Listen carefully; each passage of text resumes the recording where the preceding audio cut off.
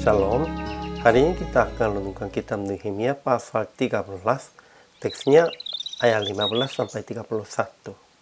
Dan sudah dibagi dua paragraf. Paragraf pertama, ayat 15 sampai 22. Nehemia perintahkan akan tidak boleh jual dan beli dalam hari Sabat dan menghalau pedagang-pedagang dari kota. Paragraf yang kedua, ayat 23 sampai 31. Nehemia menyesali dan kutuki mereka yang mengambil istri dari orang asing, dan dia mengusir anak Yoyada bin Eliashib, imam besar itu, karena itu ia menjadi menantu Sanballat. Kesimpulannya, selama Nehemia pergi kepada Raja Artasasta, rakyat Israel kembali kehidupan secara duniawi. Mereka mengirik memeras anggur pada hari Sabat, membawa berkas-berkas gandum dan memuatnya di atas keledai, jual dan beli.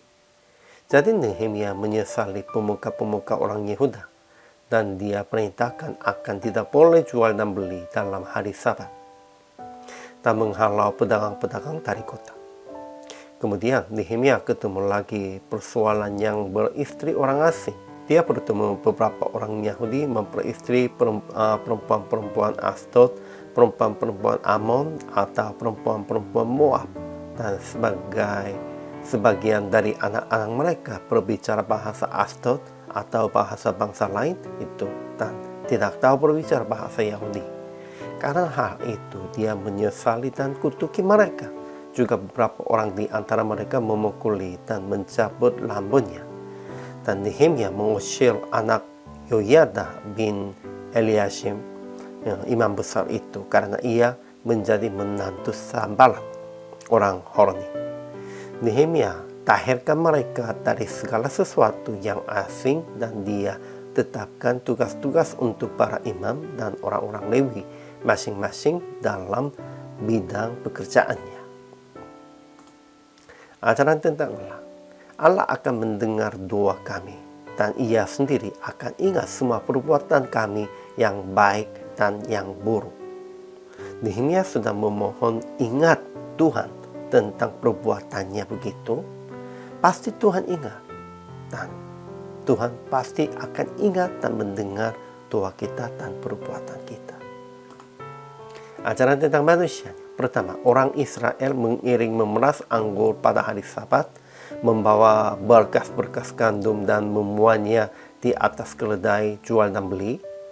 Jadi Nehemia menyesali pemuka-pemuka orang Yehuda, dan dia perintahkan akan tidak boleh jual dan beli dalam hari Sabat dan menghalau pedagang-pedagang dari kota.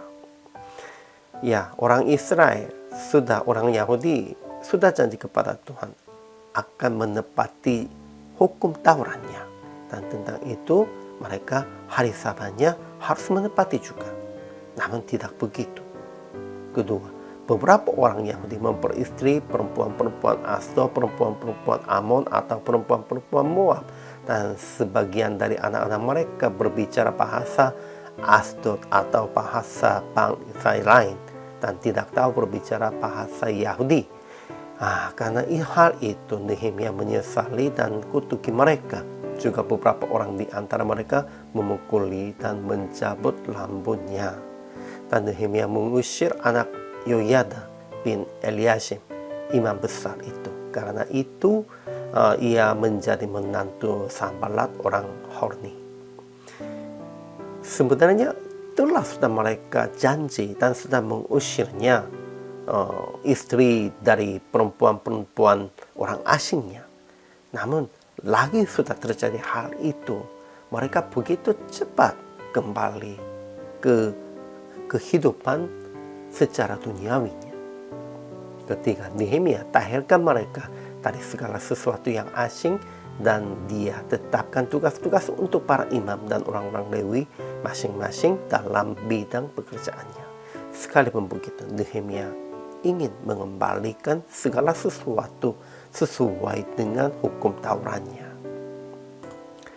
Aplikasi hari ini. Pertama, kuduskan hari Minggu dengan berjaga diri dan tidak bekerja dan tidak beli jual. Memang zaman ini sudah banyak orangnya bekerja dalam hari Minggu juga, dan beli jual pun juga sudah bebas. Memang, namun kita juga harus jaga diri aja. Dan kalau untuk menguduskan hari Minggu, lebih baiknya apa? Kita harus berpikir tentang itu.